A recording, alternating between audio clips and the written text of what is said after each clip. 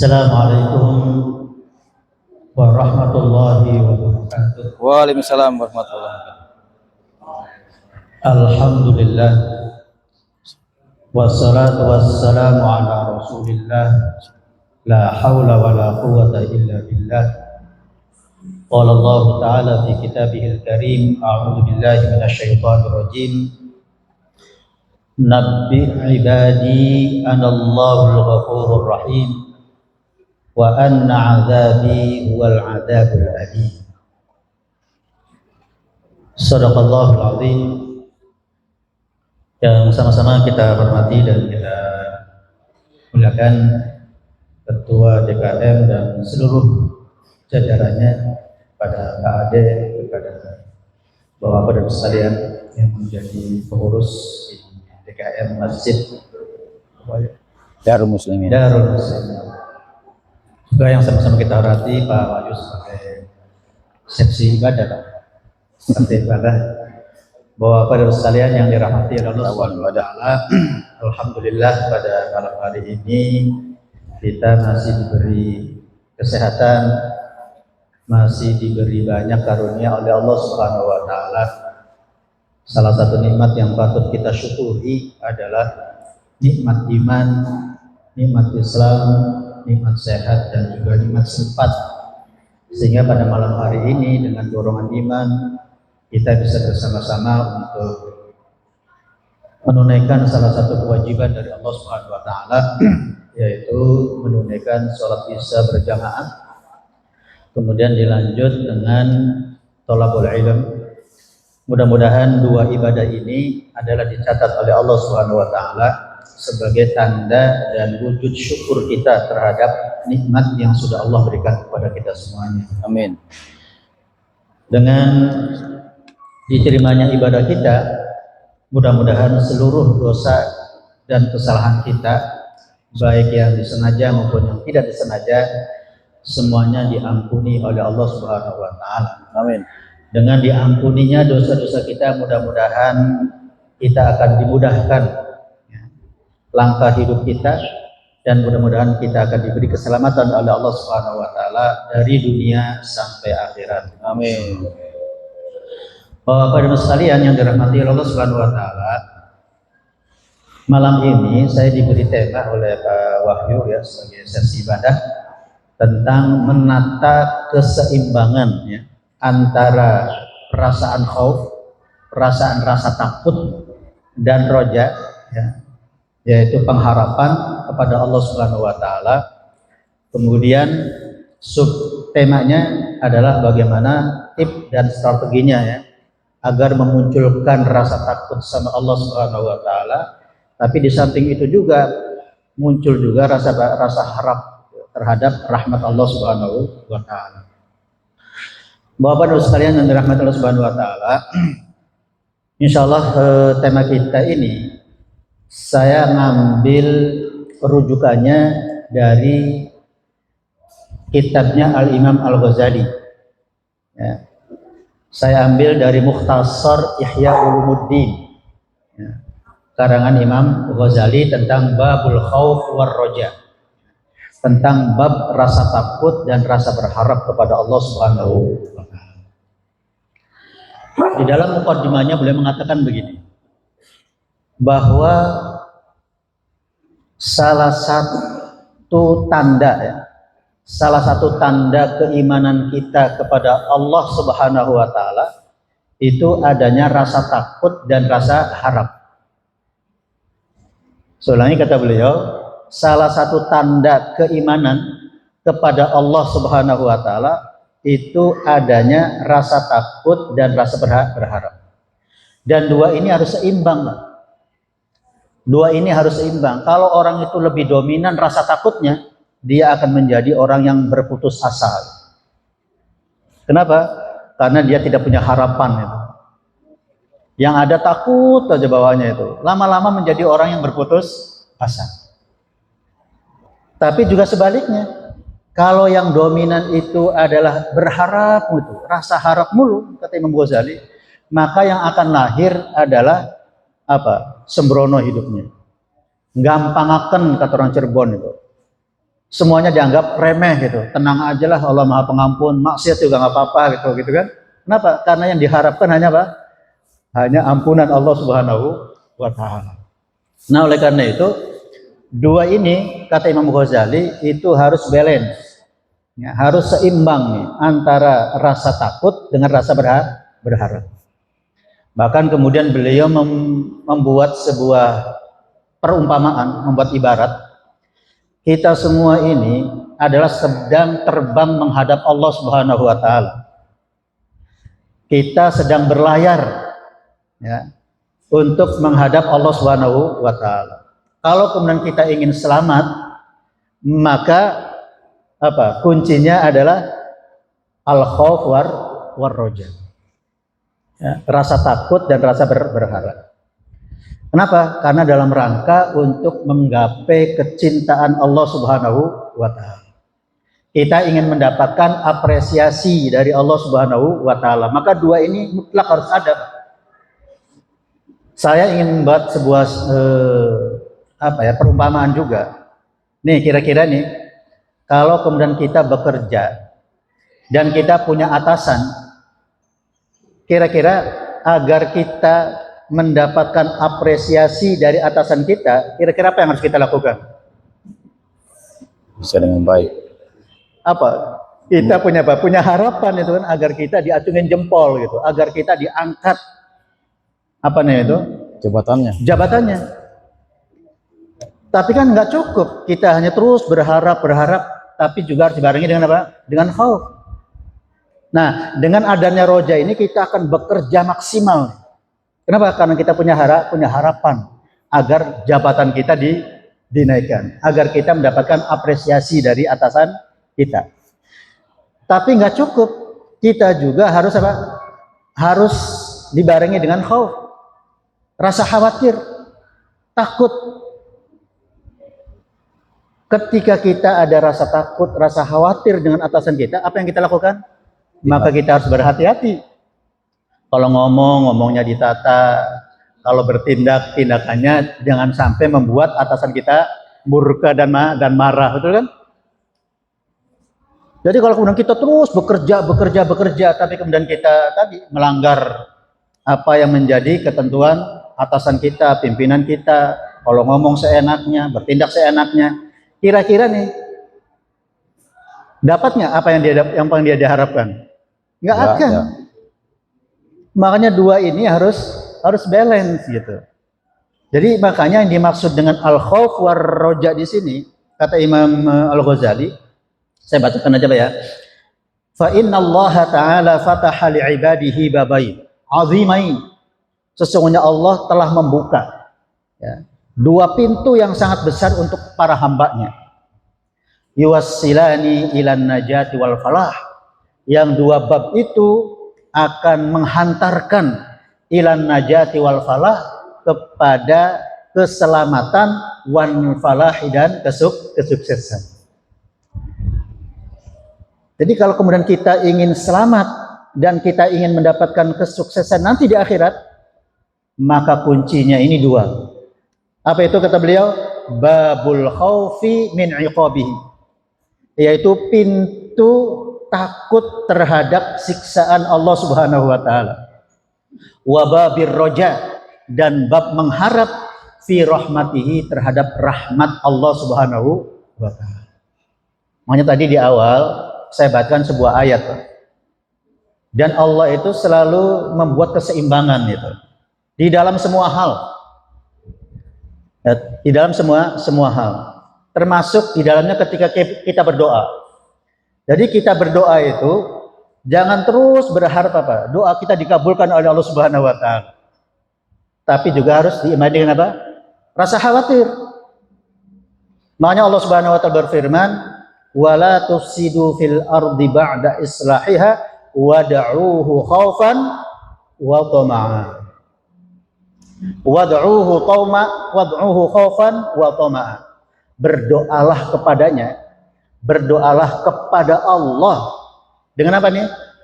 Khaufan, dengan penuh rasa khawatir. Jangan-jangan doa kita tidak dikabulkan oleh Allah Subhanahu wa Ta'ala. Kapan? Ketika doanya asal-asalan. Ketika doanya tidak memenuhi syarat. Ketika doanya ya tadi mulutnya doang yang ngomong, tapi apa? Tapi pikirannya, hatinya kemana-mana. Kira-kira kalau doanya seperti itu memenuhi syaratnya kira-kira? Jauh. Enggak itu kan.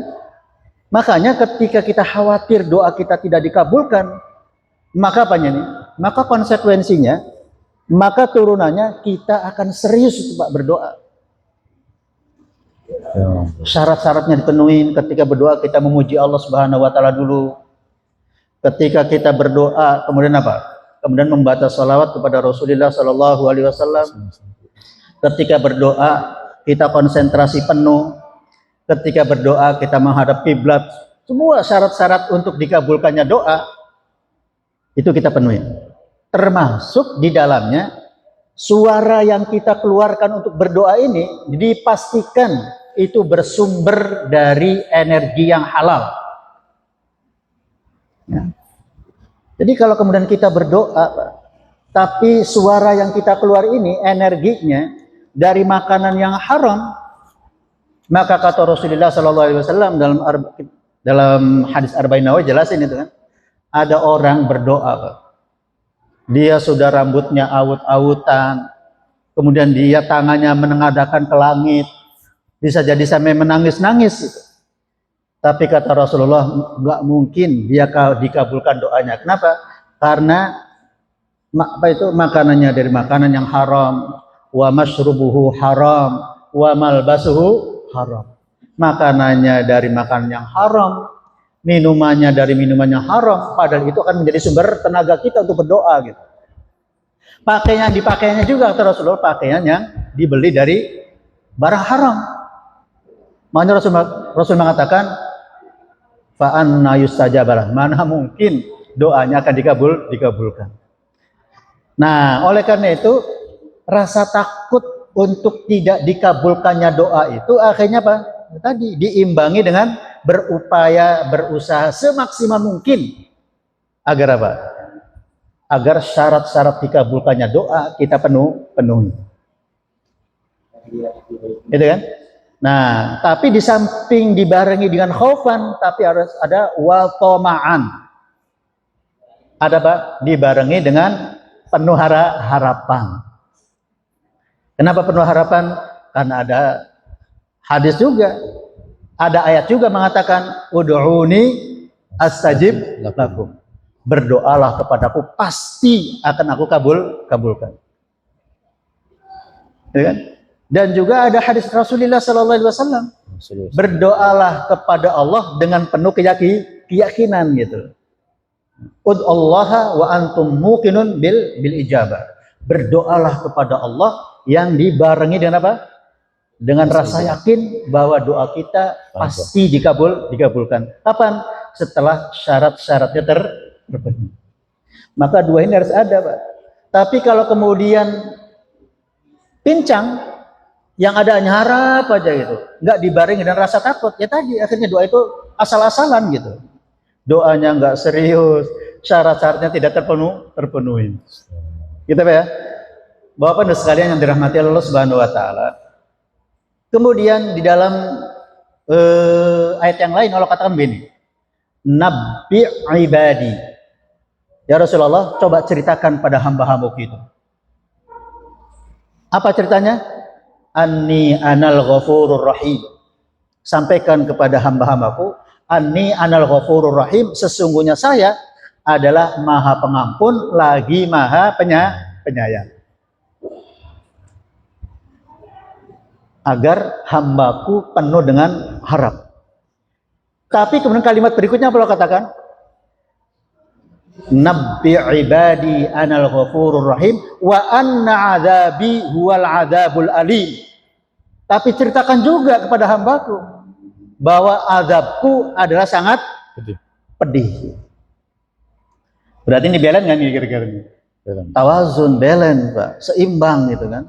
Di satu sisi Allah memberikan harapan, anni anal ghafurur rahim. Tapi di satu sisi Allah katakan wa anna adzabi huwal adzabul alim, dan siksaanku itu adalah siksaan yang sangat pedih, yang sangat menyakitkan. Apa tujuannya? Tujuannya agar roja, pengharapan itu dibarengi dengan khauf, dengan rasa takut. Kalau enggak akan pincang. Kalau kita hanya berharap Allah kan maha pengampun nih, Allah kan maha penyayang, ya udah, maka hidup seenaknya aja itu kan. Ketika bermaksiat, ya tenang aja, Allah maha pengampun, gitu kan. Ketika melanggar ketentuan Allah, tenang aja, Allah maha pengampun, maha penyayang. Nah ini bahaya gitu kan. Nah, oleh karena itu Bapak Ibu sekalian yang dirahmati Allah Subhanahu wa taala, nanti kita lihat ya kapan kita harus mengedepankan roja dan kapan kita harus mengedepankan khauf. Nah, ini kita jelasin. Nah, apa yang dimaksud dengan al-khauf? Kata Imam Ghazali, khauf itu huwa khasyatu ghadabillah. Takut akan murka Allah Subhanahu wa taala, wa iqabihi dan siksaannya, wa hisabihi dan hisabnya. Ya. Jadi khauf itu kata beliau adalah apa? Adalah takut akan murka Allah. Kalau Allah sudah murka, pasti dia akan mendapat iqabnya, akan mendapatkan siksaannya, dan juga dia akan dihisab oleh Allah Subhanahu wa taala. Tapi khauf yang diharapkan oleh Allah dan Rasulnya, yang dikatakan oleh Imam Ghazali, la liwaqti'a fil ya'si, rasa takut yang tidak mengakibatkan berputus asa. Ya. Saya ulangi, rasa takut yang tidak menghantarkan kepada keputusasaan. Baliyab'ata 'alal hadari wat ta'ati wal iqla'i 'anid dzunub. Tapi khauf yang dimaksud di sini, ya, baik di dalam Al-Qur'an maupun di dalam hadis, itu untuk membangkitkan kewaspadaan. Ya, waspadaan. Karena tadi ketika kita takut dengan murka Allah, maka kita harus berhati-hati. Jangan-jangan ketika kita bermaksiat, jangan-jangan Allah menjadi murka. Jangan-jangan ketika bermaksiat Allah langsung menurunkan azabnya gitu. Jangan-jangan ketika kita bermaksiat langsung kita mendapatkan teguran dari Allah Subhanahu wa taala. Sehingga apa? Sehingga dengan rasa takut seperti itu, maka lahirlah kewaspadaan. Gitu kan? Dan kemudian ketika kita waspada, takut inilah yang akan memotivasi kita untuk watta'ah, ya, taat kepada Allah, wal iqla'i, dan kemudian meninggalkan anid dzunubi, daripada dosa. Itu kata beliau begitu. Nah, kemudian apa makna roja? Ar-roja kata beliau huwa tama'ul abdi, yaitu mengharapkannya seorang hamba fi rahmatillah, terhadap rahmatnya Allah, wa maghfiratihi, dan ampunannya. Gitu ya. Nah, kenapa? Karena Allah berfirman, wa rahmati wasi'at kulla syai', dan rahmatku itu meliputi segala sesuatu. Gitu kan? Tadi Allah katakan anni anal ghafurur rahim gitu. Nah, itu yang diharapin. Tapi kata beliau, bukan hanya sekedar berharap tanpa amal, walaisa mujarradu amani. Tapi berharap itu bukan hanya sekedar angan-angan, farigho yang kosong. Jadi angan-angan aja itu, ingin mendapatkan rahmat Allah Subhanahu wa taala, ingin mendapatkan ampunan Allah Subhanahu wa taala, tapi apa? Tapi tidak dibarengi dengan amal perbuatan. Maka kata beliau, yang dimaksud berharap terhadap rahmat dan ampunan Allah itu adalah bal rojaun makrunun bi'amalin wajtihadin. Adalah apa? Tapi harapan yang dibarengi dengan bi'amalin, dengan amal, wajtihadin, dan bersungguh-sungguh. Jadi kalau kita ingin berharap dengan rahmat Allah, berarti apa? Berarti kita harus beramal. Bagaimana caranya Allah menjadi ridho kepada kita? sehingga Allah akan mencurahkan rahmatnya. Sama ketika kita ingin berharap mendapatkan apresiasi dari atasan kita itu. Apa yang kita lakukan? Apa hanya sekedar berharap atau kita berbuat? Kita berbuat. Berbuat gimana caranya agar bos kita senang gitu loh. Sehingga nanti kalau udah senang, udah tuh kasih hadiah, kasih apresiasi, kasih reward dan lain-lainnya. Gitu kan? Tapi kalau hanya sekedar berangan, tidak berbuat apa-apa ya nggak dapat apa-apa. Nah, jadi yang dimaksud roja di sini bukan hanya sekedar angan-angan kosong gitu, tapi pengharapan yang dibarengi dengan amalin wajtihadin, dengan amal dan bersungguh-sungguh untuk meraih rahmat Allah Subhanahu wa taala. Baik. Oleh karena itu waqala al-Imam Al-Ghazali, telah berkata Imam Ghazali rahimahullah, ya, la yakmalu, tidak sempurna sairul qalbi, perjalanan hati, ilallahi, kepada Allah Subhanahu wa taala, illa bijanahaini, kecuali dengan dua sayap tadi. Apa itu? Janahul khaufi wa janahur roja, atau janahil khaufi wa janahir roja. Jadi kata beliau, perjalanan hati menuju Allah Subhanahu wa taala ini tidak akan menjadi sempurna kecuali apa? Kecuali dibarengi dengan dua sayap. Sayap apa? Sayap khauf dan sayap roja. Fa idza faqida ahaduhuma, kalau salah satunya tidak ada, lam yaqdir 'ala tayran, maka dia tidak akan mampu untuk terbang. Jadi beliau ingin mengibaratkannya dengan burung, Pak. Kira-kira burung itu bisa terbang kalau apa? Kalau dua sayapnya seimbang tuh. Tapi kalau kemudian sayapnya sengkle salah satunya, Bisa. ya udah nggak bisa. Sama kita juga. Kalau kita hanya mengandalkan roja saja, akan sengkle, Pak. Begitu pula sebaliknya. Kita kemudian diliputi rasa takut mulu gitu. Tidak balik dengan roja, yang nggak jalan-jalan, gitu kan. Sengkle juga gitu. Maka dua-duanya harus balance, harus seimbang, harus tawazun, itu bahasa Arabnya itu. Ya. Jadi antara harap dengan rasa takut. Nah, salah satu dalilnya tadi ya, di nabbi ibadi anni anallahu ghafur nabbi ibadi anni anal ghafurur rahim. Ceritakanlah kepada hamba-hambaku itu, sesungguhnya aku ini maha pengampun dan maha penyayang. Tapi yang menarik Bapak dan Ibu sekalian, ketika Allah menceritakan tentang siksa, Allah tidak dikatakan anni anal adzab asyadid itu, atau al-alim. Kalimat ananya nggak ada, Pak. Berbeda ketika Allah bercerita tentang pengampunan dan kasih sayang. Allah katakan anni ana. Sudah saya ditakkid, dikuatkan lagi, dipertegas lagi dengan kalimat ana. Nah, artinya apa? Artinya Allah itu memang betul-betul menginginkan pemberian ampunan dan sangat sayang terhadap hamba-hambanya. Tapi begitu Allah menceritakan tentang siksaan, Allah tidak katakan anni ana, bukan, Pak. Tapi anna adzabi. Ini bahasa Al-Quran luar biasa gitu ya. Anna adzabi, ingatlah bahwa siksaanku. Maknanya apa? Maknanya Allah tidak menginginkan untuk menyiksa hambanya. Yang akan membuat hamba-hambanya itu disiksa itu karena perbuatannya. Maka Allah katakan wa anna azabi huwal azabul alim, dan ingatlah sesungguhnya siksaanku itu huwal azabul alim, adalah siksaan yang sangat menyakitkan. Nah, ini Allah mengajarkan tadi tawazun tadi antara roja dengan khauf. Apa rojanya? Rojanya bahwa Allah anal ghafurur rahim.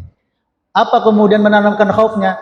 Ingatlah, sekalipun saya ini maha pengampun, maha sayang, tapi di sisi lain anni wa anna adzabi wal adzabul alim, tapi siksaanku itu juga sangat penting. Nah, jadi ketika Allah katakan anal ghafurur rahim, berarti kita harus beramal, yang amal itu akan apa? Akan menghantarkan kita untuk mendapatkan ampunan Allah Subhanahu wa taala.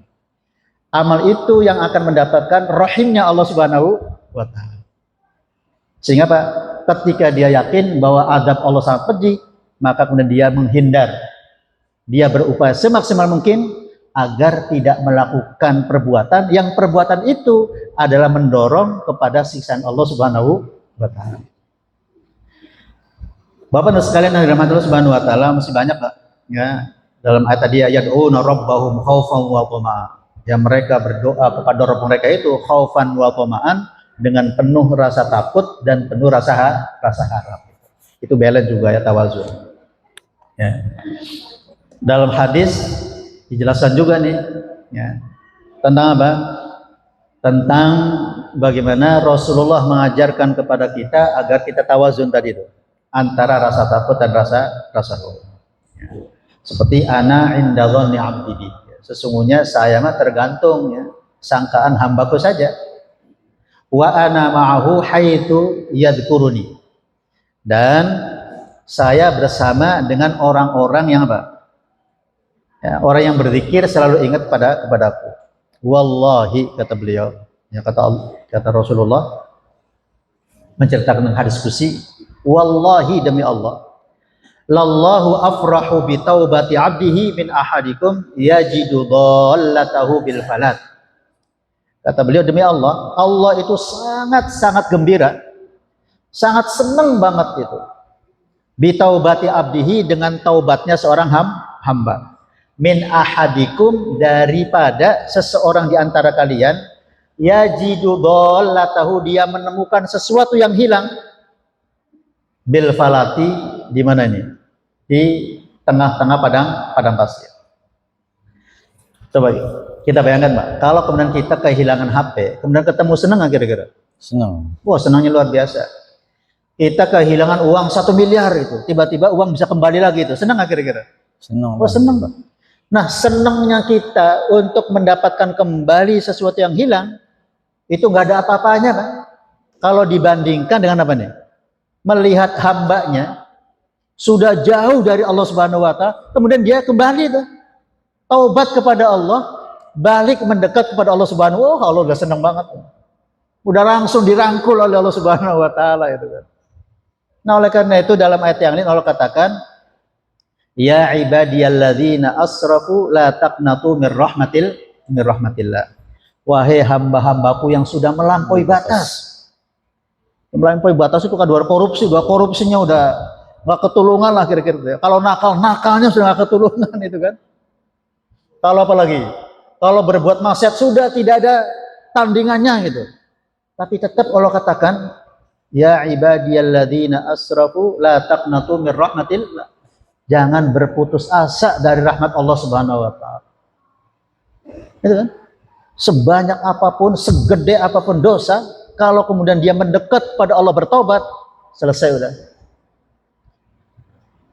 Dan mungkin kita sering itu kan mendapatkan sebuah cerita itu kan, yang ada orang membunuh berapa kali? 99 kali.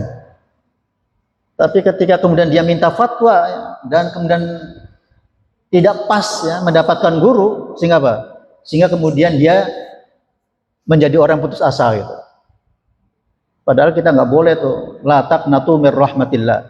Jangan berputus asa dari rahmat Allah Subhanahu wa taala. Apa kata ulama Bani Israel ketika itu?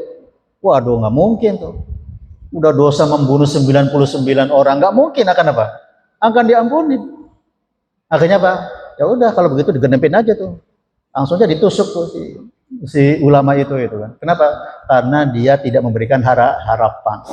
Bahkan apa ini? Menebarkan keputus asa.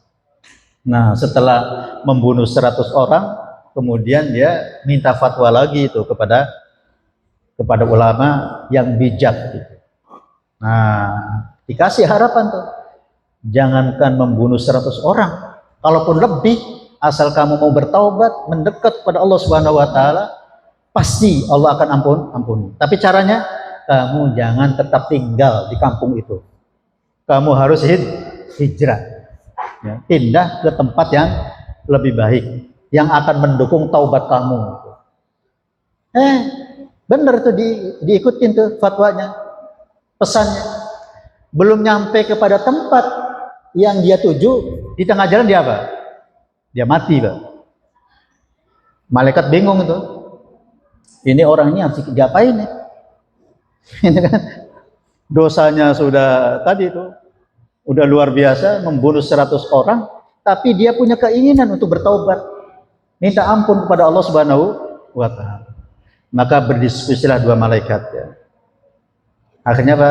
Akhirnya diputuskan, coba lihat, diukur antara di tempat semula dengan tempat yang akan dituju, itu kira-kira lebih panjang mana? Ternyata sudah diukur lebih dekat kepada apa? Lebih dekat kepada tempat yang dituju. Maka apa? Maka semua dosa-dosa besar itu semuanya apa? Diampuni oleh Allah Subhanahu wa Ta'ala. Gitu ya. Itulah Allah Anal Ghafurur Rahim. Nah, kenapa? Karena Allah senang banget tuh, Pak. Kalau ada hambanya bertobat, oh udah senangnya luar biasa. Melebihi orang yang kehilangan sesuatu kemudian ditemukan kembali. Gitu ya. Bapak Ibu sekalian yang dirahmati Allah Subhanahu wa Ta'ala. Ya. Ini ada hadis juga mengatakan, "Lau ya'lamul mu'minu ma 'indallahi minal 'uqubah ma tami'a fi jannatihi ahadun." Jadi seandainya orang beriman itu yakin ada neraka dan surga, ya, dia beriman ma 'indallahi minal 'uqubah. Dia apa? Tahu, ya, orang beriman tahu tentang apa? Tentang siksaan Allah Subhanahu wa Ta'ala. Maka ma'tami'a fi jannati ahadun, maka tidak ada seorang pun yang berharap untuk mendapatkan surga Allah Subhanahu wa Ta'ala. Kenapa? Karena konsentrasinya bagaimana agar dia selamat. Udah selamat aja, untung lah. Udahlah, nggak usah berharap surga lah gitu. Yang penting apa? Yang penting selamat dari siksaan Allah Subhanahu wa Ta'ala. Tapi sebaliknya, walau ya'lamul kafir, dan seandainya orang kafir itu tahu ma 'indallahi minar rahmah, bahwa Allah itu punya rahmat yang sangat besar. Apa itu? Ma qanata min jannatihi ahadun. Maka orang kafir tidak pernah berputus asa untuk mengharapkan surganya Allah Subhanahu wa Ta'ala. Saking apa? Saking luasnya rahmat Allah Subhanahu wa Ta'ala. Sehingga orang kafir pun masih berharap mendapatkan rahmat. Tapi sebaliknya, kalau kita tahu tentang dahsyatnya, hebatnya siksaan Allah, maka tidak ada seorang pun yang berharap ingin masuk surga. Apa konsentrasinya? Yang penting selamat. Gitu ya. Nanti apa namanya? Allah ingin mengajarkan tadi tawazun ya, antara rasa harap dengan rasa takut. Nah, sekarang sedikit lagi Bapak Ibu sekalian, tadi saya sampaikan kapan saatnya kita takut dan kapan saatnya kita berharap. Imam Ghazali mengatakan begini, mata yaghlibul khauf, kapan rasa takut itu harus dominan dalam diri kita. Yang pertama, fi sinnis syabab, ketika kita pada usia muda. Pada usia muda itu harus apa ini? Harus lahir muncul rasa takut. Takut apa? Nanti ada Pak, ada takut mati, ada takut kemudian amalnya tidak bisa maksimal ya. Ketika apa? Ketika menunggu tua itu loh. Kalau sudah tua itu kan tinggal menunggu sebentar lagi ajal, berarti amalnya apa? Amalnya kurang dibanding ketika di masa muda, punya kesempatan yang panjang gitu untuk apa? Untuk menumpuk, mengumpulkan bekal di akhirat. Yang kedua, inda quwwati syahawat, ketika dorongan syahwatnya itu kuat Pak. Syahwat ingin mendapatkan kekayaan, syahwat ingin mendapatkan jabatan, syahwat ingin mendapatkan perempuan gitu. Ketika syahwat itu kuat, maka rasa takut itu harus dominan terhadap diri kita. Kapan?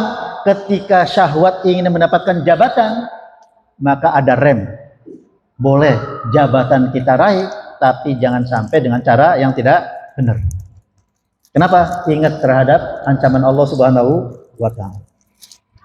Ya, ketika syahwat untuk mengumpulkan harta itu kuat, kita ingat Kalau mengumpulkan harta itu dengan cara yang tidak benar, dengan cara korupsi dan lain-lainnya, ingat bahwa siksaan Allah sangat kuat, sangat berat. Gitu ya. Yang ketiga kata beliau, idza katurat al-dzunub. Ketika dosa itu menumpuk. Ketika dosa kita banyak sekali, ya, maka apa?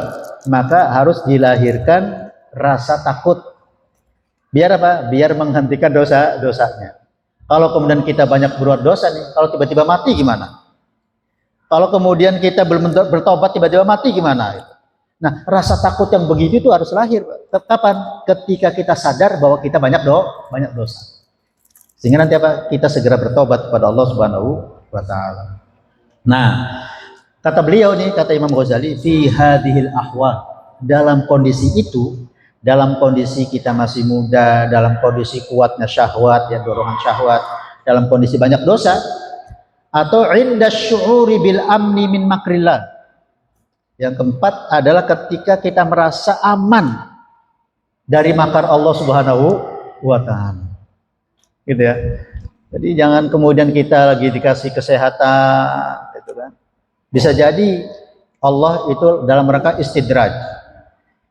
Ketika kita di jungjung tuh dengan banyak harta ya, tapi kemudian kita banyak melanggar larangan Allah, banyak bermaksiat, maka jangan-jangan dengan kemaksiatan kemudian Allah angkat ekonominya. Jangan-jangan itu dalam rangka apa? Istidraj. Gitu ya. Nanti pada akhirnya, pada saatnya akan Allah jatuhkan tuh. Ya. Biar dia menumpuk dosa, kemudian pada akhirnya baru Allah siksa. Nah, hanya kata beliau fi hadil ahwal yuhtaju ilal khaufi. Dalam kondisi tadi, ya, yuhtaju dibutuhkan ilal khaufi untuk rasa takut agar apa? Liyamna'a minal inzilaq fil ma'asi, agar tidak tergelincir dalam kemaksiatan. Gitu ya. Tapi kalau tidak ada rasa takut ya sudah. Ketika saatnya memuncak, semuanya ditabrak. Gitu kan? Nah, itu bahaya. Kemudian yang kedua, mata yaghlibur roja. Kapan roja itu rasa harap kepada Allah, rasa ingin mendapatkan rahmat Allah itu lebih dominan dalam diri kita? Ada 4 juga kata beliau. Yang pertama, indal marad. Ketika tidak sedang sakit, maka yang harus dominan bukan rasa takutnya, Pak. Aduh, jangan-jangan saya ini dosanya nggak diampunin. Itu dosa besar itu. Ya, nanti ada hadisnya tuh. Jadi ketika kita dalam kondisi sakit, maka yang harus dikedepankan adalah apa? Harapan untuk mendapatkan ampunan Allah dan rahmat Allah Subhanahu wa taala. Yang kedua, fi kibarisin. Ketika kita sudah memasuki usia senja, usia tua kayak kita ini nih, itu jangan dikedepankan rasa takut. Yang harus dikedepankan rasa apa? Roja. Rasa roja. Berharap mendapatkan ampunan Allah dan berharap mendapatkan rahmat Allah Subhanahu wa taala. Biar apa? Biar nanti kelak ketika kita meninggal dalam husnul khotimah insyaallah. Kemudian yang ketiga, inda qurbil maut. Ketika mendekati kematian. Jadi makanya ketika menyaksikan saudara kita, teman kita, atau hamba tolong kita mau meninggal, Pak, maka yang perlu dibisikkan itu tadi husnudzon kepada Allah Subhanahu wa taala. Jangan kemudian dibisikin, aduh, kami itu dosanya udah segunung nih. Enggak tahu kamu dapat ampunan Allah atau enggak itu. Jangan. Enggak boleh. Tapi apa? Tapi perbanyaklah husnudzon kepada Allah Subhanahu wa taala. Ya. Berharaplah ya Allah mengampuni dosa-dosanya. Nah, yang keempat, liman kana muhafidhan 'ala tha'ah. Berharap itu bagi orang yang terus menjaga ketaatannya itu. Ketika kita rajin sholat, rajin puasa, rajin beramal kebaikan, maka ketika itu kita harus mengedepankan apa? Diterimanya ibadah kita. Nah, tapi kalau kemudian yang dominan adalah takut, tidak diterima. Wah, jadi malas di sini. Ngapain itu sholat itu? Ngapain puasa itu? Belum tentu diterima oleh Allah Subhanahu wa taala. Ya bahaya kalau begitu. itu membuat orang menjadi lemah. Ya. Nah, makanya ini ada contoh ya, ada contoh dari beberapa sahabat Nabi dan juga para salafus salih, dan ini dijelaskan juga dalam tadi ya Ihya Ulumuddin. Ini bagaimana rasa takutnya sahabat Umar bin Khattab. Kita tahu siapa Umar bin Khattab, betul ya Pak ya? Sahabat Nabi sudah dijamin masuk surga dan termasuk salah satu al-mubasysyaruna bil jannah. Termasuk 10 orang yang dijamin masuk surga. Tapi bagaimana beliau berkata? Qala Umar bin Khattab radhiyallahu taala anhu, "Lau nada munadin," seandainya ada orang memanggil yaumal qiyamati pada hari kiamat, innan nasa kullahum, sesungguhnya seluruh manusia fil jannati, di dalam surga, illa rajulan wahidan, kecuali satu orang yang tidak masuk surga.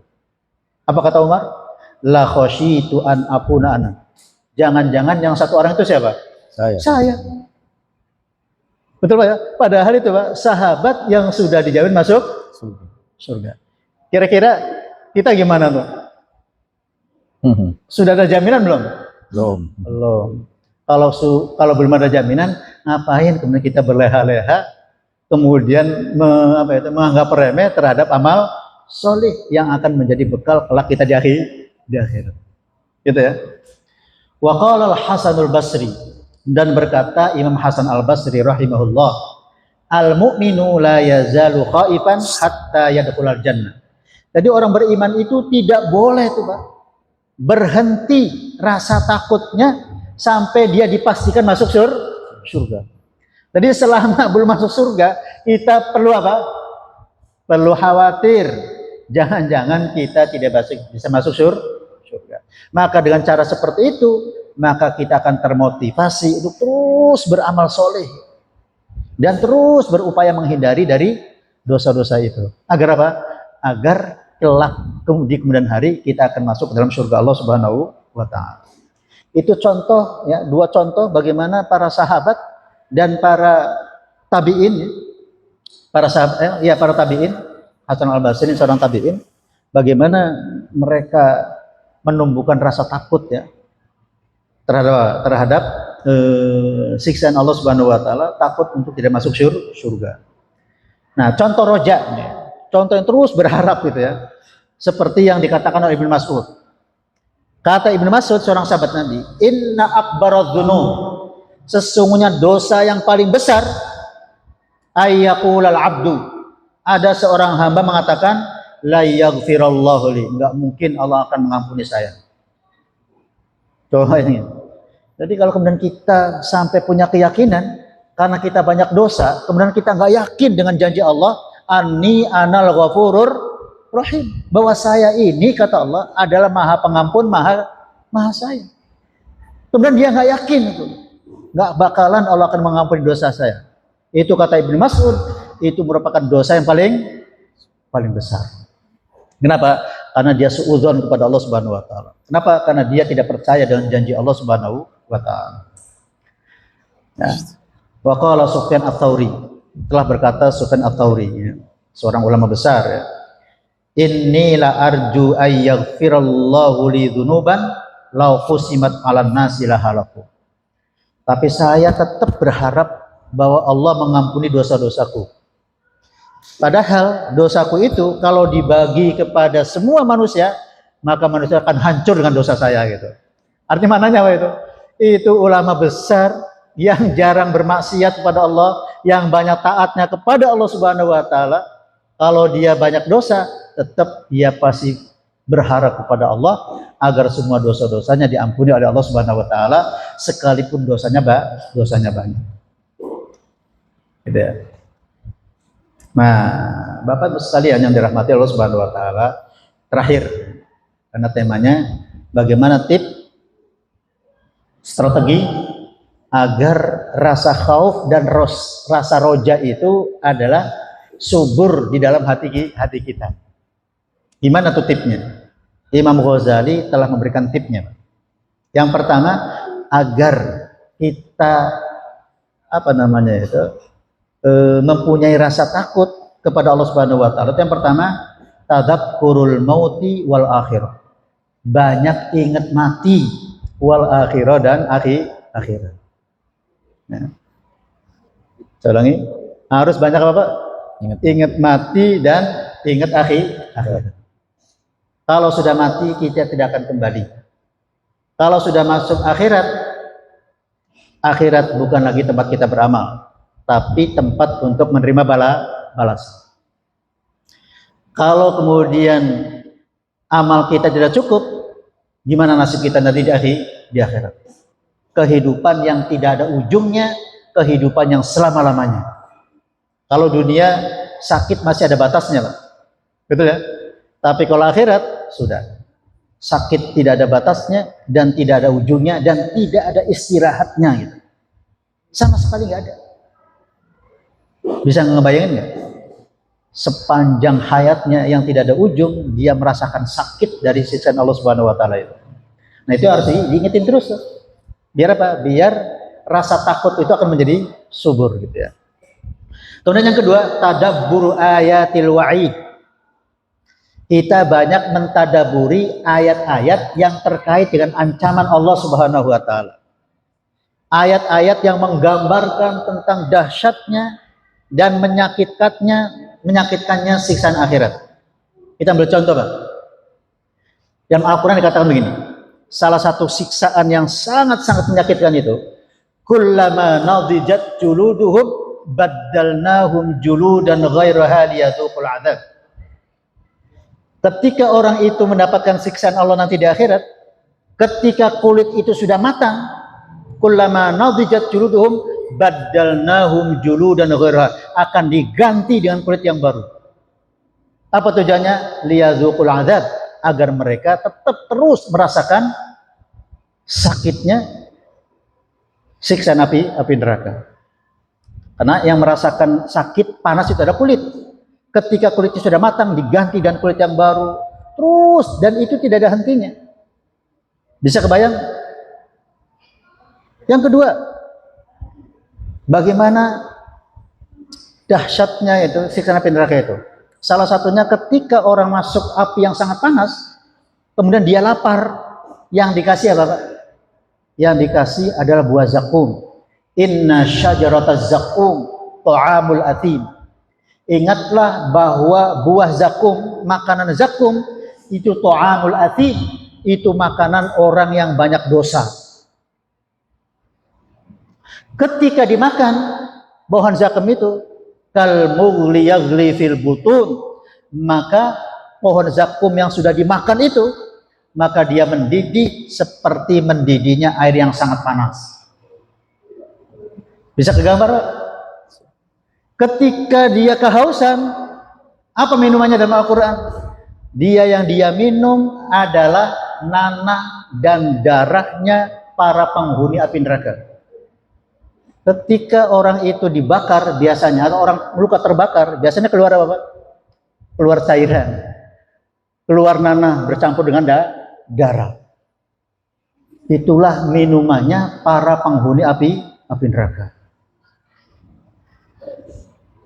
Pakaiannya apa pakaiannya?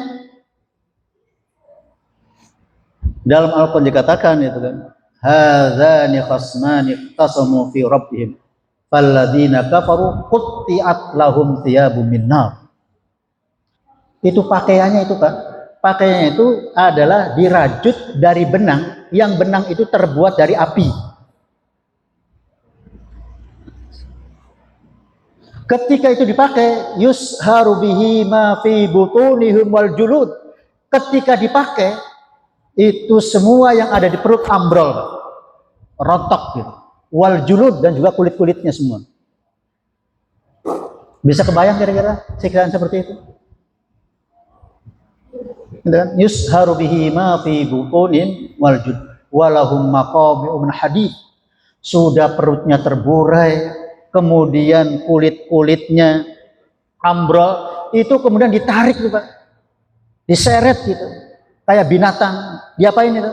Dilemparkan itu ke dalam api neraka yang sangat dalam. Kira-kira ini hanya sekedar dongeng atau pasti terjadi Pak? Saya tanya nih, kalau kemudian diceritakan oleh Al-Quran, ini hanya dongeng atau pasti terjadi? Pasti terjadi. Kali. Kenapa? Karena Allah mengatakan dzalikal kitabul la raiba Bafi. bahwa kitab ini sedikit pun tidak ada yang meragukan. Termasuk apa? Termasuk janji dan ancamannya. Semua yang dijanjikan pasti terjadi dan semua yang diancamkan pasti terjadi. Dzalikal kitabul la raiba fi. Enggak ada. Makanya Allah kemudian jangankan untuk nanti di akhirat, Pak. Di dunia sudah Allah buktikan bahwa semua yang diinformasikan Al-Quran itu terjadi, Pak. Biar apa? Biar kita tambah yakin. Jangankan di akhirat, di dunia sudah Allah buktikan itu. Kita ambil contoh misalnya. Ketika Allah menginformasikan bahwa nanti negara Romawi itu akan dikalahkan. Tapi setelah itu kemudian dia menang. Itu antara turun Al-Quran dengan ditaklukkannya Romawi dan kemudian Romawi menang melawan Persia. Itu bukan ketika Al-Quran turun, Pak. Itu baru apa? Baru prediksi Al-Quran. Alif Lam Mim ghulibatir Rum fi adnal ardi wa hum min ba'di ghalabihim sayaghlibun. Awalnya Romawi kalah, nanti itu kata, karena itu kan berkaitan dengan perbincangan para sahabat itu kan, ketika di perang Khandaq gitu. Dalam kondisi sulit, dalam kondisi itulah satu obrolannya kayak kita itu kan. Ini kira-kira kalau Amerika dan Cina perang nih, yang menang mana nih kira-kira?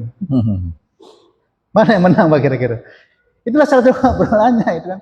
Dan obrolan itu ditanyakan pada Nabi, ya Rasulullah, ini seandainya nih Romawi dan Persia yang pada saat itu sedang perang dingin, kalau terjadi perang, kira-kira yang menang yang mana? Ditanya, Rasul nggak bisa jawab karena ini masa apa? Hal yang gaib, masa depan, nggak mungkin. Ditanya lagi, ya Rasulullah, kalau Romawi dan Persia ini perang, kira-kira yang menang yang mana nih? Betul ya? Sampai 3 kali baru turun ayat sebagai jawabannya. Alif Lam Mim ghulibatir Rum fi adnal ardi wa hum min ba'di ghalabihim sayaghlibun. Nanti Romawi akan dikalahkan. Tapi setelah kurang dari 10 tahun baru Romawi dapat mengalahkan Persia. Terjadi. Contoh kedua, Allah mengatakan, menginformasikan bahwa kelak nanti yang namanya jasadnya Fir'aun itu akan diselamatkan. Itu kita jangan berpikir jasadnya Fir'aun itu diselamatkan ketika Fir'aun ditenggelamkan, bukan. Ketika Fir'aun ditenggelamkan itu beratus tahun, bahkan ribuan tahun baru apa? Baru ditemukan. Al-Quran mengatakan begini, "Falyawma nunajjika bibadanika litakuna liman khalfaka ayat." Maka pada suatu hari nunajjika, kami akan, tuh pakai fi'il mudhari, kami akan selamatkan kamu wahai Fir'aun bibadanika, dengan badan kamu, dengan fisik kamu. Falyawma nunajjika bibadanika litakuna liman khalfaka ayat, agar fisik kamu setelah ditemukan itu menjadi ibrah, menjadi pelajaran bagi orang-orang setelah kamu. Itulah akibatnya pemimpin yang durhaka, pemimpin yang diktator, pemimpin yang kejam. Itulah contohnya Fir'aun. Kapan baru diselamatkan, Pak? Itu baru di awal abad ke-19. Bahasanya nunajika kami. Siapa dia? Adalah para arkeolog dari Prancis. Baru ditemukan tuh dengan muminya. Dan sekarang masih nongkrong tuh di mana itu? Di museum Mesir. Betul ya? Terjadi nggak kira-kira? Jadi. Ketika Allah mengatakan fal yauma nunajjika, kami akan selamatkan. Ditemukan tuh, Pak. Itu sudah Allah buktikan. Semua informasi dalam Al-Quran pasti terjadi, mau di dunia maupun di akhir. Jadi kalau kemudian ayat Al-Quran bercerita tentang dahsyatnya api neraka, tentang nikmat surga, itu bukan hanya sekedar dongeng, Pak. Itu pasti akan terjadi. Kalau kemudian kita yakin terjadi, maka kita harus berhati-hati. Ya. Kita harus berhati-hati. Kita pastikan ya, kita tidak banyak melakukan dosa. Kalau kemudian melakukan dosa, segera bertaubat kepada Allah Subhanahu wa taala dan kemudian diganti dengan kita banyak beramal soleh. Nah itu ya. Jadi dengan apa? Tadabbur ayatul wa'id.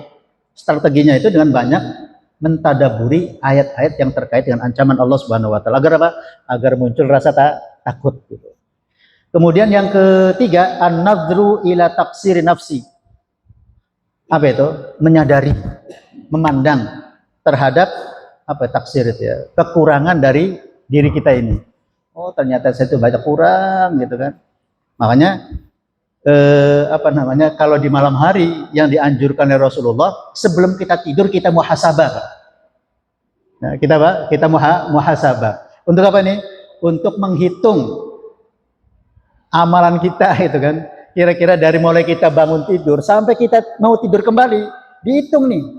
Kira-kira banyak amal baiknya atau amal sia-sianya. Banyak baca Al-Qur'annya atau banyak WA-nya. Benar nggak Pak? Banyak baca Al-Qur'annya atau banyak medsosnya yang dibaca gitu. Sehingga kemudian ketika kita melihat amal kita masih banyak yang kurang, sehingga apa? Kita banyak beristighfar, kemudian kita punya tekad, kalau begitu saya akan perbaiki amal saya nggak mau masuk neraka. Kalau masuk surga, saya ingin masuk surga yang terbaik gitu kan gitu. Tapi kalau kita tidak pernah muhasabah, rasa-rasanya itu biasa-biasa aja tuh hidup, ngalir aja gitu kan. Betul ya? Makanya kata Rasulullah, kalau kemudian kita temukan ya amalan di pagi hari sampai malam itu adalah banyak baiknya, kita memujilah Allah. Fahmadillah, banyaklah memuji Allah Subhanahu wa taala. Kenapa? Karena kita telah diberi kemudahan, diberi taufik oleh Allah Subhanahu wa taala untuk bisa mengisi waktu-waktu kita dengan banyak ibadah. Tapi kalau ternyata saat kita evaluasi ternyata banyak waktu sia-sianya, perbanyaklah istighfar kepada Allah Subhanahu wa taala, memohon ampun kepada Allah Subhanahu wa taala. Dan yang keempat kata Imam Ghazali, istihzaru 'azamatillah wa ni'amihi. Dengan menghadirkan keagungan Allah wa ni'amihi dan nikmatnya. Apa maknanya? Maknanya Allah itu sudah banyak memberikan nikmat kepada kita. Kalau kemudian nikmatnya disalahgunakan, kira-kira Allah marah nggak kira-kira? Ya sangat marah. Jangan Allah Subhanahu wa taala, kita saja nih Pak. Kalau sudah kita ngasih sama anak agar uangnya digunakan dengan baik, tiba-tiba disalahgunakan oleh anak kita, marah nggak kita kira-kira? Marah. Allah sudah memberikan nikmat yang luar biasa kepada kita, dikasih sehat, dikasih umur panjang, dikasih sudah segala-galanya itu. Tiba-tiba disalahgunakan gitu. Ya pasti marah lah yang memberinya itu. Nah, itu harus kita renungkan juga ya. Nah, kemudian bagaimana untuk ditanmiyatir roja ya, strategi untuk menumbuhkan rasa roja itu. Yang pertama kata Imam Ghazali, dengan qiraatu ayatil maghfirah. Banyak membaca ayat-ayat terkait dengan ampunan Allah Subhanahu wa taala. Kayak tadi salah satunya. Ya, nabbi ibadi anni anal ghafurur rahim. Innallaha huwat tawwabur rahim. Allah itu Maha menerima taubat. Nah, sehingga kemudian wa rahmati wasi'at kulli syai', bahwa rahmatku itu adalah sangat luas. Nah, sehingga dengan kita membaca ayat-ayat tentang rahmat, tentang maghfirah, maka kita akan muncul harapan gitu ya. Yang kedua, ma'rifatu asma'illah, dengan cara mengetahui apa ini? Asma Allah Subhanahu wa taala. Seperti apa? Al-Ghafur Ar-Rahim. Allah itu Maha Pengampun lagi Maha Sayang. At-Tawwab, Allah Maha Penerima taubat. Kemudian tadzakkuru ni'matillah wa lutfihi. Kita harus banyak ingat terhadap nikmat Allah Subhanahu wa taala. Dan kemudian yang terakhir dengan apa? Dengan kita mengingat qasasit taibin alladzi ghafarallahu lahum. Dengan hifdzu qasasil at-taibin, kita dengan banyak mendengar cerita, membaca cerita tentang kisah orang yang bertaubat. Contoh misalnya ceritanya Ibrahim bin Adham. Dia mantan penyamun, pembegal. Tapi apa? Tapi ketika dia bertaubat kepada Allah Subhanahu wa taala, maka seluruh dosanya diampuni oleh Allah Subhanahu wa taala sampai kemudian dia menjadi ulama besar. Ya. Nah, kemudian apa nih, li tahqiqit tawazun al-yaumi, bagaimana merealisasikan ya perasaan tawazun ya, balance antara khauf dan roja dalam kehidupan harian kita. Nah, ini yang penting Pak ya. Jadi mudah-mudahan ini bisa kita amalkan ya. Agar kita bisa tawazun. Yang pertama, badul yaumil istighfar wa du'a. Awali pagi hari kita, hari-hari kita dengan apa? Dengan banyak istighfar wa du'a dan berdoa. Ya, agar Allah melimpahkan rahmatnya kepada kita. Yang kedua, muhasabatun nafsi qabla naum. Ya, muhasabatun nafsi qabla naum. Ini memang berat, tapi kalau sudah biasa gitu. Apa ini? Dengan apa itu? Muhasabah diri. Mengevaluasi diri kita qabla naum, sebelum tidur. Itu yang kedua. Yang ketiga, al-iktar minal azkar. Perbanyak zikir kepada Allah, mithlu hasbunallah wa ni'mal wakil, ni'mal maula wa ni'man nasir. Kemudian baca la ilaha illallah, diperbanyak gitu. Gitu ya. Mudah-mudahan dengan kita berzikir pada Allah, maka apa? Maka itulah cara Allah Subhanahu wa taala untuk apa itu? Menumbuhkan khauf dan roja. Kemudian yang keempat, tarkul ma'asi wa ahli su. Meninggalkan kemaksiatan dan sekaligus meninggalkan lingkungan yang buruk gitu ya. Jadi kalau kemudian kita berada di lingkungan yang buruk, segera hijrah. Tinggalkan itu. Kenapa? Yang namanya orang itu mudah terpengaruh, Pak. Betul Pak ya? Makanya kata Rasulullah SAW, yang namanya orang itu tergantung apa? Tergantung temannya. Ya. Tadi apa itu kata Rasulullah itu? Almar'u ala dini khalilihi. Jadi seseorang itu tergantung agama teman kerabat, teman karibnya. Ya. Kalau kita berteman dengan tukang minyak wangi, minimal dapat apa? Minimal dapat wanginya gitu kan. Tapi kalau berteman dengan tukang pandai, kita dapat apa? Bau asapnya. Bau plingsengnya gitu kan, bau sangitnya gitu. Nah itulah orang gitu ya. Makanya kalau kemudian kita ingin berada di jalan yang ini, ya tadi setelah kita ada niat ingin bertobat, segera hijrah, tinggalkan lingkungan yang tidak baik. Kemudian yang kelima, kata Imam Ghazali, musahabatus sholihin, berteman dengan orang-orang soleh. Kemudian yang terakhir kata beliau, al-muhafadzatu 'alal a'mal as-saghira al-mustamirra. Ya, apa itu? Continue menjaga amalan-amalan kecil tapi continue gitu. Makanya kata Rasulullah SAW apa? Khairul umuri adwamuha wa in qalla. Jadi sebaik-baik amal itu adalah yang continue sekalipun sedikit. Jadi jangan meremehkan amal kecil, Pak. Seperti apa ini?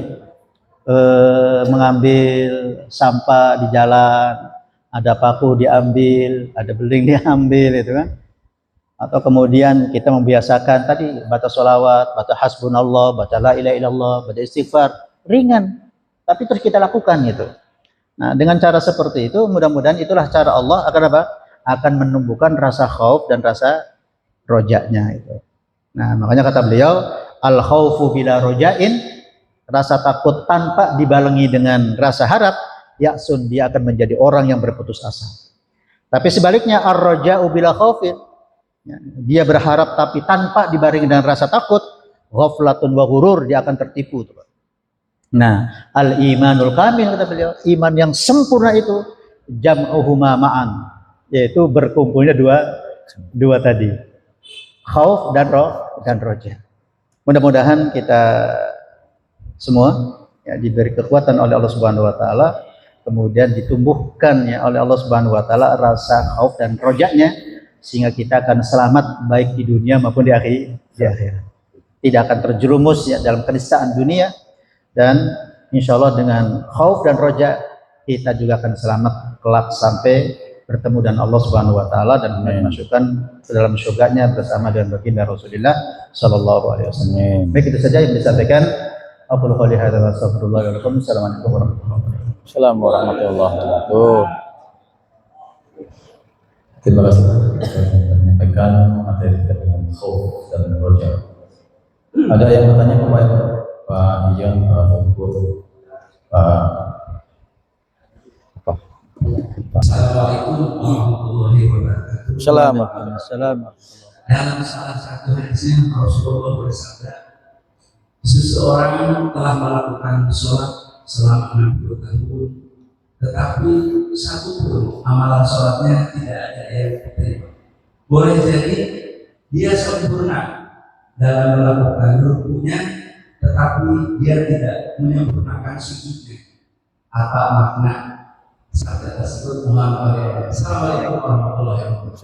Waalaikumsalam warahmatullahi wabarakatuh. Yang tadi Pak, jadi ketika dia hanya yang dominan rojaknya saja, berharap saja, tidak dibarengi dengan rasa takut, sehingga dia apa? Sehingga dia sembrono tuh, lalai terhadap apa? Terhadap bagian daripada sholatnya itu. Gitu kan? Sehingga apa? Sehingga rukunya sempurna tuh. Tapi karena dia tidak memperhatikan, takut kalau sholatnya tidak diterima, sehingga apa? Sehingga dia abai terhadap kesempurnaan sujudnya gitu. Tapi kalau kemudian dia dibarengi dengan rasa takut, maka dia akan berupaya semaksimal mungkin agar semua yang dia lakukan itu dilakukan dengan sempurna. Takbirnya sempurna, bahasa Fatihahnya sempurna, kemudian rukuknya sempurna, sujudnya sempurna. Kenapa? Kalau tidak sempurna, takut apa? Nggak diterima. Takut tidak diterima. Gitu ya, Pak ya? Jadi karena dia hanya berharap aja, wah sholat saya pasti diterima nih. Tapi tidak pernah mengevaluasi Pak. Kira-kira sholatnya itu sudah sesuai belum nih? Dengan syarat rukunnya. Sudah belum nih? Sesuai dengan harapan Allah Subhanahu wa taala. Sudah belum nih sholatnya seperti yang diinginkan oleh Allah, bahwa qad aflahal mu'minun alladzina hum fi sholatihim khoshi'un. Nah, karena kita itu hanya berharap, hanya roja saja Pak. Kadang-kadang kita tidak pernah mengevaluasi sholat kita. Coba kita tanya, kita sholat sudah berapa tahun? Lama. Kita sudah berapa tahun kita sholat? Lama. Ada nggak perasaan jangan-jangan sholat kita nggak diterima? Betul Pak ya? Kita jarang tuh Pak mengevaluasi, kemudian mengkhawatirkan jangan-jangan sholat kita tidak diterima. Kalau sudah muncul jangan-jangan sholat kita diterima, maka ada upaya tuh Pak. Ada upaya yang ingin kita lakukan. Kita baca masalah bagaimana sholatnya Rasulullah SAW. Kira-kira sholat kita sudah sesuai belum dengan sholat Nabi? Gitu kan? Kalau Al-Quran mengatakan alladzina hum fi sholatim khashi'un. Sudahkah kita sudah khusyuk sholatnya? Gitu kan? Nah, kalau kemudian ada barometernya, ada tolak ukurnya sholat itu diterima, maka ada upaya maksimal sholat kita itu adalah apa? Menyesuaikan dengan apa nih? Dengan tadi, dengan ukuran yang sudah ditentukan. Sehingga nanti ada upaya maksimal tuh. Nah, kalau sudah ada upaya maksimal baru tuh Pak, kita harus punya keyakinan bahwa sholat kita Pak pasti diterima oleh Allah Subhanahu wa taala. Itulah rojaknya gitu. Itu ya. Nah, karena saya katakan tadi, kalau kemudian dua ini ada yang salah satu lebih dominan, nah itu yang bahayanya situ. Lebih dominan roja, akhirnya apa? Kita menjadi sembrono, mengentengkan, menggampangkan. Gitu. Tapi sebaliknya, ketika yang dominan itu rasa takut, maka apa? Maka menjadi orang yang putus asa. Maka dua-duanya harus beda. Itu Pak. Mohon maaf kalau ini ya, terkait dengan kenapa orang sudah sholat 60 tahun itu kan, tapi sholatnya nggak diterima. Yang dua, Coba namanya siapa? Kalau kita berbuat kebaikan, nanti walaupun sebesar bidirat akan diberikan di alam akhirat.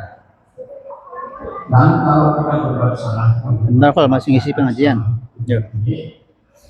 Dan kemudian kita kembali berusaha semaksimal mungkin untuk tidak mengulangi lagi dan akan mengulanginya. Dan yang saya bertanyakan, iman tobatnya yang benar-benar tobat ini, apakah perbuatan jelek itu atau kejahatan itu akan tetap diperlihatkan?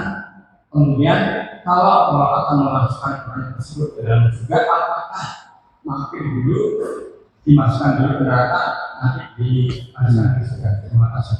Assalamualaikum warahmatullahi wabarakatuh. Assalamualaikum. Jadi kira-kira ada 3 poin Pak ya. Poin yang pertama apa itu terkait dengan tobat Pak ya. Jadi apa itu syaratnya bertobat itu kan ada 3 ya. Kalau apa? Kalau terkait kesalahannya itu dengan Allah Subhanahu wa taala. Tapi kalau kesalahannya itu adalah dengan sesama manusia, maka ditambah 1. Apa itu yang pertama? Yang pertama adalah al-azm. Kita punya tekad untuk tidak melakukan dosa lagi. Kita ya. Jadi ini bertobat betul tobat lah itu. Yang kedua adalah al-iqla'. Itu apa? Itu meninggalkan semua yang dulu pernah kita lakukan, kemudian apa? Kita tinggalkan. Nah, kemudian yang ketiga, kita banyak meminta ampun kepada Allah Subhanahu wa taala. Kalau kemudian tobat kita nasuha benar tadi tuh, sudah ada azam, tekad yang kuat, punya tekad bulat untuk apa? Untuk bertobat kepada Allah. Dan yang kedua meninggalkan tadi apa? Perbuatan yang sebelumnya. Maka apa kata Rasulullah? At-taibu kaman la dzanbalahu. Orang yang bertobat itu seperti yang tidak punya dosa. Habis. Nah, nanti apakah masih ada bekasnya atau tidak? Nanti saya jelasin. Nah, kemudian kalau dosa itu sesama manusia, maka ditambah 1 lagi. Apa itu? Yaitu istihlal. Apa istihlal itu? Minta dihalalkan. Jadi kalau kemudian kita pernah menyakitin, datang kepada orang itu, Pak, mohon maaf dulu saya pernah menyakiti engkau. Minta dimaafkan ya. Kalau orang itu sudah maafkan, selesai. Pak, dulu saya pernah mengambil barang Bapak nih. Ya, barang Bapak nih. Nah, saya ingin kembalikan. Kalau sudah kembalikan, selesai. Tapi saya udah habis nih, dan saya nggak bisa mengembalikan, minta dihalalkan deh. Gitu kan? Tapi kayak udahlah nggak apa-apa deh, segitu mah nggak jadi masalah gitu. Ya udah selesai, halal. Nah, yang repotnya itu Pak di media sosial nih, kita ngerasain orang, jelek-jelekin orang, kemudian beritanya disebar kemana-mana. Gimana minta halalnya itu kira-kira? Gitu kan? Atau kemudian korupsi uang rakyat gitu. Gimana tuh minta halalnya kepada semua rakyat kira-kira itu? Itu ya. Nah itu jadi. Kalau kemudian dosanya dengan kesalahannya dengan Allah, gampang dengan Allah itu. Yang repot itu kalau kita punya kesalahan dengan sesama manusia. Itu harus ada istihlal. Nah mungkin dikejar pertanyaannya, gimana kalau orang sudah mati? Gimana mandi istihlalnya? Nah kemudian para ulama ya, memberikan solusinya Pak. 1, perbanyaklah memintakan ampun kepada orang yang kita zalimi itu.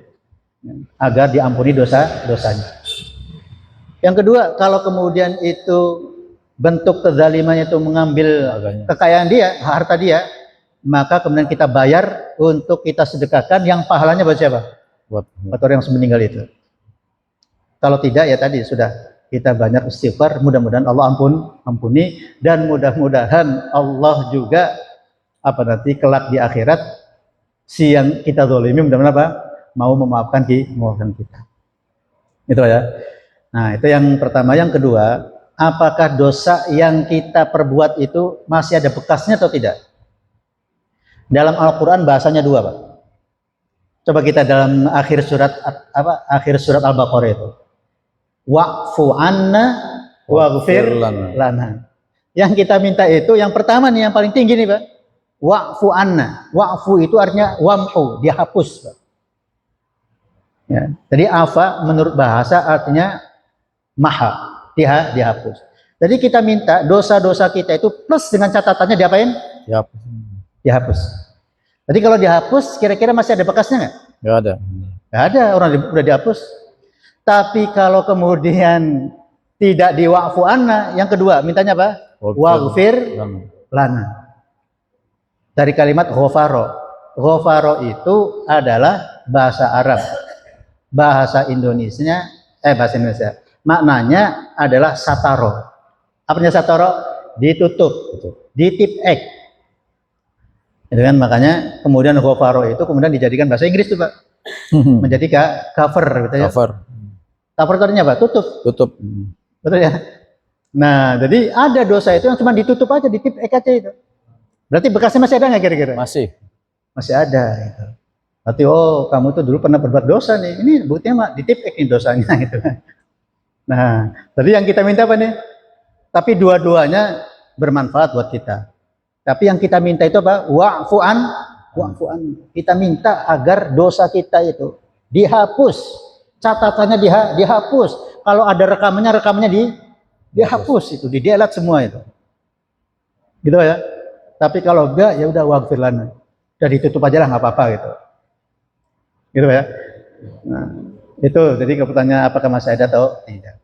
Kemudian yang ketiga apa tadi Pak? Nanti kalau di akhirat Oh ya, baik. Jadi ini Bapak dan Ibu sekalian, semua perbuatan dosa itu harus dipertanggungjawab. Betul Pak ya? Saya ulangi, semua perbuatan dosa itu harus dipertanggungjawabkan kalau belum dihapus atau ditutup. Satu ingin saya jelaskan gini, syarat untuk mendapatkan nikmat kubur itu syaratnya kalau dosanya telah diampuni oleh Allah Subhanahu wa taala. Syarat untuk masuk ke dalam pintu gerbang surga, syaratnya harus, ya kalau bahasa kitanya itu ya, harus pegang tiket bahwa dosanya telah dibebaskan oleh Allah Subhanahu wa taala. Itu syarat. Itulah sebabnya kita dianjurkan dan diperintahkan oleh Allah untuk banyak beristighfar. Bahkan kita dianjurkan untuk banyak-banyak memintakan ampun terhadap kedua orang tua kita. Dan Rasulullah SAW ketika ziarah kubur, kira-kira konsentrasinya apa Pak? Setelah beliau mengucapkan salam, itu adalah mendoakan agar penghuni kubur diampuni dosanya oleh Allah Subhanahu wa taala. Allahumma ighfir lahum warhamhum wa'afihim wa'fu anhum. Jadi makanya kita pesan nih, kalau ziarah kubur konsentrasi kita itu jangan apa ini? Jangan banyak baca apalah gitu ya. Bukan dilarang, bukan gitu. Tapi jangan sampai kemudian kita konsentrasinya baca-bacaan, kemudian kita lupa tuh mendoakan apa? Ampunan kepada orang tua kita sudah meninggal. Makanya sering saya sampaikan begini Pak. Ada orang punya amal soleh tapi punya dosa. Agar amal solehnya itu langsung diberikan oleh Allah Subhanahu wa taala pahalanya, syaratnya apa? Syaratnya dosanya harus diampuni. Makanya saya katakan sebesar apapun amal soleh, sekalipun segede gunung Ciremai, tapi kalau masih ada dosa, sekalipun cuman sebiji apa itu gabah, maka sebiji gabah inilah yang akan mengganjal. Ya, akan mengganjal apa? Akan mengganjal pintu untuk mendapatkan pahala tadi. Itulah sebabnya Al-Quran mengatakan begini, wa'adallahu alladhina amanu wa amilus solihati minhum maghfiratan wa ajran azima. Perhatikan ini ya, bahasa Al-Qurannya, wa'adallah, Allah telah menjanjikan kepada siapa? Kepada orang-orang beriman dan beramal soleh. Apa janjinya? Maghfiratan. Maghfirah dulu Pak. Baru wa ajran azima, baru pahala yang besar. Jadi maknanya apa kalimat ini? Kalimat ini maknanya ajran aziman, pahala yang besar itu tidak akan bisa dinikmatin sampai dia mendapatkan ampunan Allah Subhanahu wa taala. Karena kalau dosanya sudah diampuni, sekecil apapun amal soleh itu langsung bisa dinikmati. Gitu. Maka nanti di akhirat ketika orang itu mau masuk surga, dilihat dulu dia sudah mendapatkan tiket bebas dosa belum nih. Berarti kalau belum kemana dulu tuh kira-kira? Kemana dulu kira-kira? Ya parkir dulu. direhabilitasi dulu tuh di dalam api neraka. Kalau sudah seimbang, sudah sesuai antara dosa dan balasan, baru apa? Baru diangkat. Di kemana itu? Baru dimasukkan ke dalam surga. Tapi ada tandanya, Pak. Ada tandanya itu. Sehingga para penghuni surga tahu, oh ini residivis nih. dikasih tanda itu. Makanya kita doanya, ya Allah, mudah-mudahan kita masuk surga bi ghairi hisab. Jangan sampai kita parkir dulu ke dalam neraka. Maka doa harian kita, Pak, Rabbana atina fid dunya hasanah wa fil akhirati hasanah wa qina adzaban. Ya Allah, berikanlah kepada kami, anugerahkanlah kepada kami kebaikan di dunia dan juga kebaikan di akhirat. Tapi kalau mendapatkan kebaikan di akhirat, wa qina adzaban, jangan sampai kita masuk neraka dulu gitu loh. Dengan dijauhkan dari api neraka, jadi langsung masuk surga insyaallah. Itu Pak ya. Jadi tergantung apakah kemudian orang itu masuk neraka dulu atau surga dulu, tergantung apakah dosanya sudah diampuni oleh Allah atau belum. Kalau Allah belum ampunin, maka apa? Maka pasti harus mendapatkan konsekuensinya dulu. Tapi kalau Allah sudah ampunin, sudah langsung tol ke masuk surga. Nah, oleh karena itu kalau kita sayang sama orang tua kita, maka jangan lupa Pak, doakan setiap saat agar dosa-dosa orang tua kita diampuni oleh Allah Subhanahu wa taala. Agar apa? Agar amal yang pernah diperbuat orang tua kita itu langsung mendapatkan nikmat di kubur. Tapi kalau masih dosa, dia harus menanggung dulu tuh dosa-dosa yang pernah dilakukan. Maka kita sebagai anak terus jangan pernah bosan untuk mendoakan kedua orang tua kita, dan itu sebagai kriteria minimal kita sebagai anak solih. Jadi minimalnya kita dikatakan anak solih. Apa kata Rasulullah? Idza mata ibnu Adam in qata'a amaluhu illa min thalath, shadaqatin jariyatin wa ilmin yuntafa'u bihi wa waladin sholihin yad'u lahu. Anak soleh yang terus mendoakan kedua orang tuanya. Itu batas minimal kita sebagai anak soleh. Nah pertanyaannya, coba sehari semalam kira-kira berapa kali kita mendoakan kedua orang tua kita? Betul ya? Kalau kemudian sama sekali, jangan-jangan kita bukan termasuk anak soleh. Jangan-jangan nanti kita mati nih Pak, kita meninggal, jangan-jangan anak kita juga nggak pernah tuh mendoakan kita. Makanya mumpung masih hidup, menurut saya sering pesan itu, pesankan kepada anak kita, biasakan anak-anak kita itu mendoakan kita, Pak. Jadi di pagi hari setelah sholat ya, tanyain anak kita, nak, sudah doakan orang tua belum? Itu kan, kalau belum diingetin, biar apa? Biar terbiasa tuh. Ya. Biar terbiasa anak-anak kita nanti setelah kita meninggal, terus anak kita akan mendoakan kita untuk memintakan ampun buat kita. Tapi kalau enggak, bisa jadi anak kita akan melupakan kita, Pak. Seperti kitanya melupakan apa? Melupakan kedua orang tua kita. Wallahu a'lam bishawab. Itu lagi, Pak Syukur silakan. Enggak apa-apa. Assalamualaikum warahmatullahi wabarakatuh. Assalamualaikum warahmatullahi wabarakatuh. Tadi masalah takut dan berharap itu ada satu kesatuan yang tidak dipisahkan, artinya harus keseimbangan. Ya. Keseimbangan tersebut apa yang dikatakan tadi Ustaz, ada 6, 1 di antara istighfar, terus sabar, terus istilah membaca hasbunallah wa ni'mal wakil dan sebagainya. Bagaimanakah cara kita rutinitas supaya keseimbangan tersebut balance? Cara bagaimana baca? Ya. Assalamualaikum. Waalaikumsalam warahmatullahi wabarakatuh.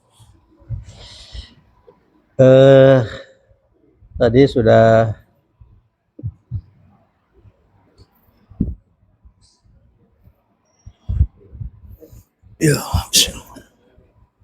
sudah disebutkan Pak, ya, terkait dengan tip atau strategi ya, agar kita bisa balance gitu ya, dalam menjaga rasa khauf dan rasa takut, rasa roja. Gitu kan. Nah, salah satunya itu tadi ya, Kalau bagaimana menumbuhkan rasa takut dengan memperbanyak apa? Ingat kematian. Ya. Kemudian agar kemudian tumbuh rasa roja, berarti dibarengi dengan membaca ayat-ayat yang terkait dengan ampunan Allah Subhanahu wa taala. Ya kan? Jadi dengan kita banyak ingat mati, ya mudah-mudahan tadi ya akan lahir, akan tumbuh rasa takut kita ya ketika kita mau berbuat dosa. Kenapa takut mati? Jangan-jangan berbuat dosa kemudian mati. Nah kemudian yang kedua untuk menumbuhkan rasa takut ya tadi kita banyak mentadaburi, terutama terkait dengan ayat-ayat yang terkait dengan ancaman Allah Subhanahu wa taala. Ketika kita sudah muncul tuh rasa ngeri gitu kan, ngeri banget nih terkait dengan siksaan Allah Subhanahu wa taala, sehingga ketika itu kita akan berhati-hati ya agar kita tidak terjumus dalam siksaan Allah Subhanahu wa taala. Nah, tadi yang saya sampaikan terkait dengan 6 hal ya untuk merealisasikan tawazun itu, salah satunya ya tadi Pak, dengan muhasabatun nafs. Banyak muhasabah. Nah, dengan muhasabah itu kan tadi akan akan tumbuh kesadaran tuh, akan tumbuh kesadaran. Oh, ternyata saya ini banyak apa? Banyak buang-buang waktu, banyak dosa gitu kan. Berarti dengan muncul rasa takut ya, dosa-dosa itu kan berdampak, maka nanti efeknya itu dia akan rajin untuk beramal, akan ditingkatkan ketaatannya kepada Allah Subhanahu wa taala dan akan menghindar dari kemaksiatan itu. Nah sehingga nanti tadi Pak muncul rasa takut sekaligus muncul rasa rojaknya. Kenapa itu? Dengan muhasabatan ya. Nah tapi karena kita ini dalam makhluk lemah ya, agar kemudian kita bisa tadi Pak bisa balance antara dua-dua itu, maka kita banyak berdoa, banyak beristighfar, banyak berdoa. Nah, dengan apa? Dengan meminta permohonan, minta ampun dan sekaligus meminta tolong kepada Allah Subhanahu wa taala agar kita bisa menjalankan dua-duanya itu. Khauf juga iya, roja juga seimbang. Itu salah satu tip yang diberikan oleh Imam Ghazali Pak. Nah, saya hanya menyampaikan aja nih ya. Dan Imam Ghazali memberikan tips seperti itu gitu. Nah, kemudian tadi ya yang keempatnya adalah tarkul ma'asi. Ya, untuk meninggalkan maksiat wa ahlus su. Dan diimbangi dengan musahabatus sholihin. Berinteraksi ya, berteman dengan orang-orang saleh. Wallahu a'lam bishawab. Ya, baik, terima kasih Ustaz atas jawabannya. Semoga apa yang ditanyakan puas ya Pak. Mudah-mudahan semuanya mendapat hikmah dari apa yang kita sampaikan. Baik Bapak Ibu sekalian, karena waktu sudah lebih dari jam 9, marilah kita tutup pengajian pada malam ini dengan bersama-sama membaca hamdalah dan doa untuk majelis. Alhamdulillahirrahmanirrahim. Subhanakallahumma wa bihamdika asyhadu an la ilaha illa anta astaghfiruka wa atubu ilaik. Atas nama pengacara, maaf sebelumnya. Assalamualaikum warahmatullahi wabarakatuh. Waalaikumsalam. Alhamdulillah.